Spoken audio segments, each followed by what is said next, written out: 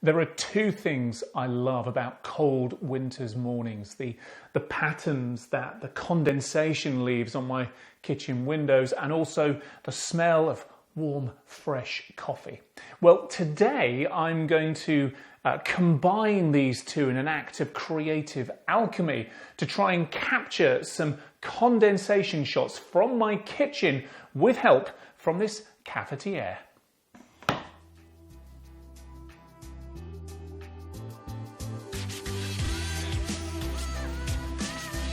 Right, so first things first, let us remove the lid, the plunger from this cafetiere. Let's pop you there for now. And then it's going to pop some freshly boiled water in it. Now, sure, I don't need to tell you, boiling water, please be careful.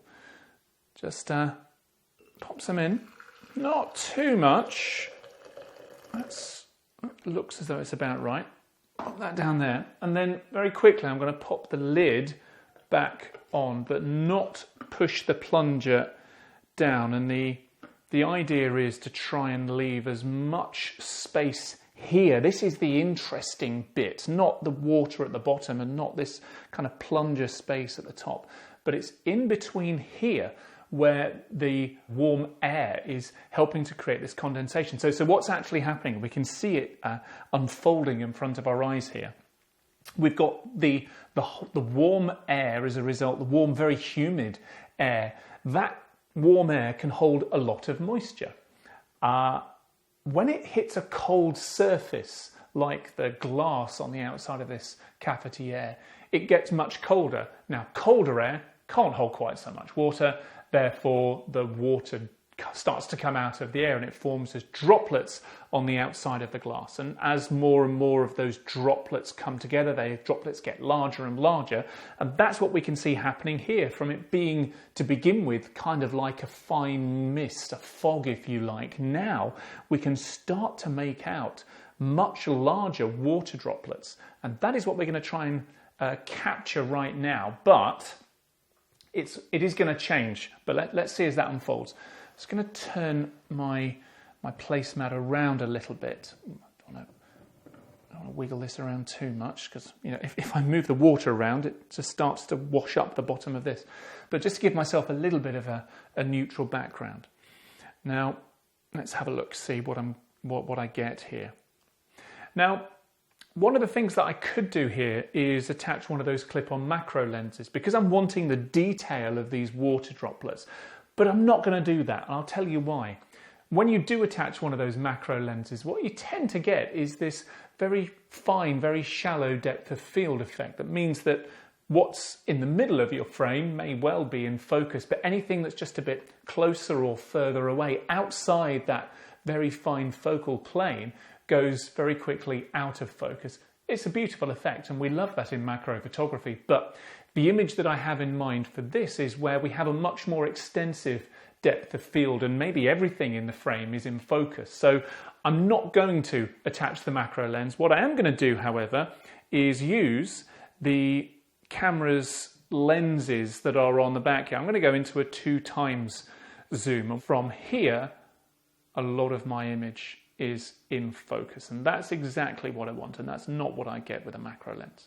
Okay, so let's see what we've got. We've got water droplets of various sizes, all just starting to form. So let's just have a look around. Focus is important, so as always, tap and hold and just check the exposure yourself, just to make sure that you're getting the look that you want. Because my camera, I think, is maybe overexposing just a little bit here. So just kind of bringing that down a bit. There we go. And a bit of that as well.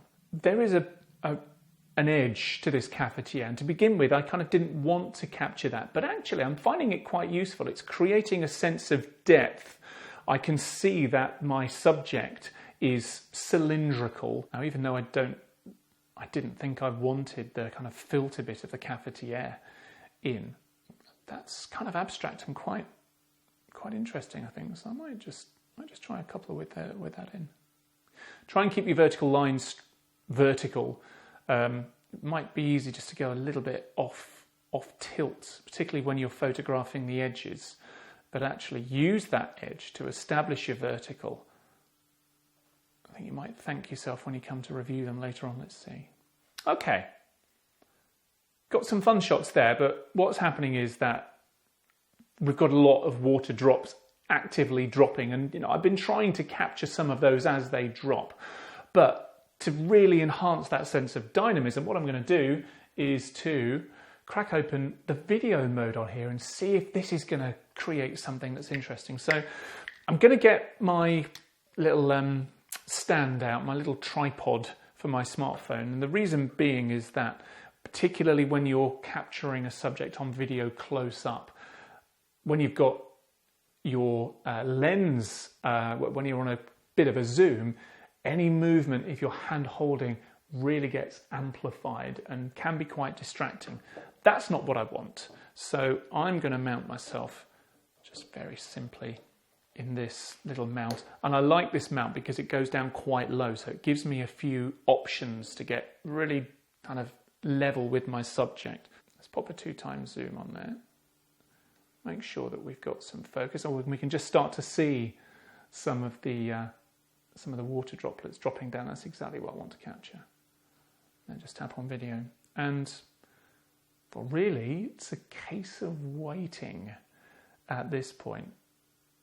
I can try and force some action if I like, but I'm hoping, there we go. Yes. We had 3 water droplets falling down frame there, but I'll give it a little bit longer to roll there, but that's quite pleasing. Oh, right down the middle, fantastic. Now, most camera apps will let you do this. If you see a frame, there we go. If you see a frame in your video that you think would work as a still frame, and have a look around for a button that might look like and here it's a picture of a camera. I think that's fairly common.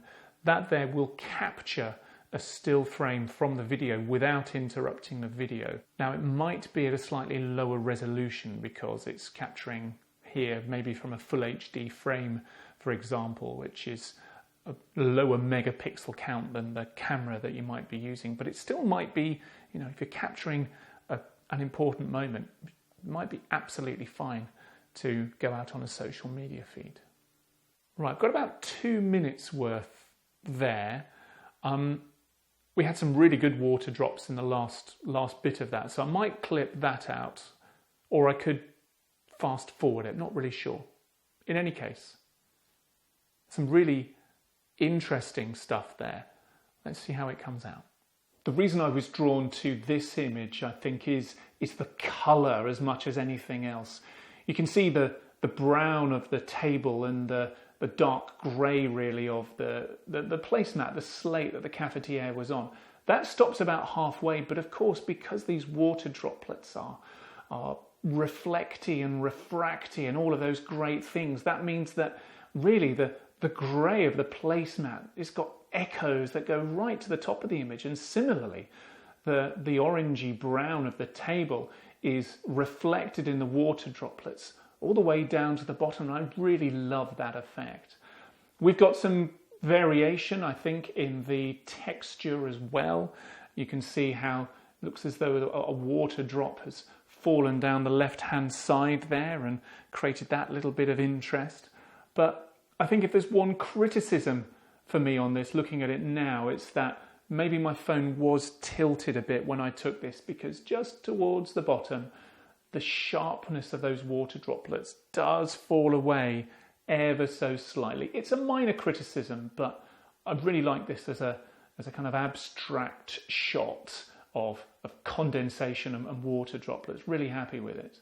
In this shot, I really am revealing to the viewer what it is that I'm photographing, and many will identify it, I think, as a cafetiere, but really it's, even though I didn't set out to capture any of the cafetiere when I first started, as I saw it develop in the viewfinder, I couldn't not capture it.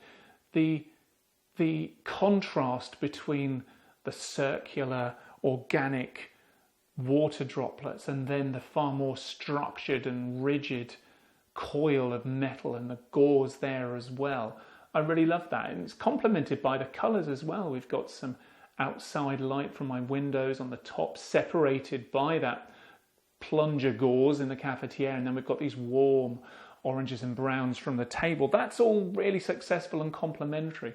But what I'm perhaps most pleased about is if you start to zoom into this, it is as pin sharp as you like. And I think what this means is that I could take a detail from this and it would still be as successful as looking at the image as a whole. So I'm very happy with this image, how it came out indeed. This is a video I took of the water droplets forming and falling. And what I've done, I may have filmed for 2 minutes, but I've sped up the motion just in the camera app on here. It let me speed up a few times. So from 2 minutes, I've gone down to, well, 10 seconds, really. I've picked out the most interesting 10 seconds. It doesn't look unnatural. It just looks like it's raining. But what you also pick out by speeding up time like this is the very subtle movements that you might not have noticed as they unfolded in real time. But once sped up, they become much, much more obvious. I really like this shot, and I'd certainly be keen to experiment a little bit more with either through a window or through a kind of constructed condensation subject like we had with the cafetiere. Maybe something a bit longer. And I think that this is certainly something you might stop and take a look at on your social media timeline.